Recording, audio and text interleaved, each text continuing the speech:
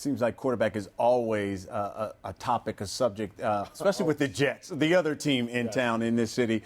Geno Smith had a rookie year, up and down year, played well towards the end, but they signed Mike Vick. Right. And even John Izek, their general manager, said, hey, we're going to let this thing play out. Mm-hmm. So what does that really say about what they think about Geno Smith with him going to get Mike Vick? Again, I think a tough situation because I don't think they had many pieces around Geno Smith last year. So he was asked to do a lot for a rookie quarterback. I think we saw times where he did some really good things, made some impressive throws that make you say, wow, this guy's got a chance.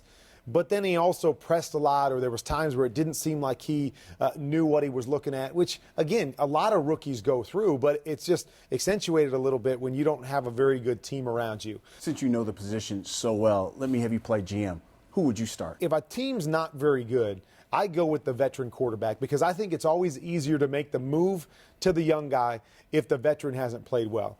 If you've got the rookie in there and you're going to pull him out and start somebody else, a lot of times that's you saying, okay, we're done with this guy for good. Of course, the NFL draft is just a little over a month away. So many big names in this quarterback class here.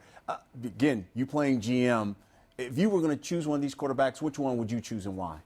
Well, it's interesting because I look at this group and probably 8 to 10 deep. I know a lot of people are talking about the top 3, but I look maybe 8 to 10 deep, and I think it's a solid quarterback class. A lot of guys that can play, probably have long careers, whether that's as a starter or backup is yet to be seen, but good solid class. The question is, are any of these guys going to be superstars? I mean, do any of these guys you look at like an Andrew Luck and go, that guy is a surefire Pro Bowl type guy? I'm not sure that guy's in the mix either. And so now you have to wrestle with, okay, who gives you the most upside or who has the least questions that if you're kind of reaching for a quarterback, if you need a quarterback, who do you take? I said earlier, on film, I thought Teddy Bridgewater was the most solid quarterback. Plays in a pro system, really good inside the pocket, good presence inside the pocket when things happened around him.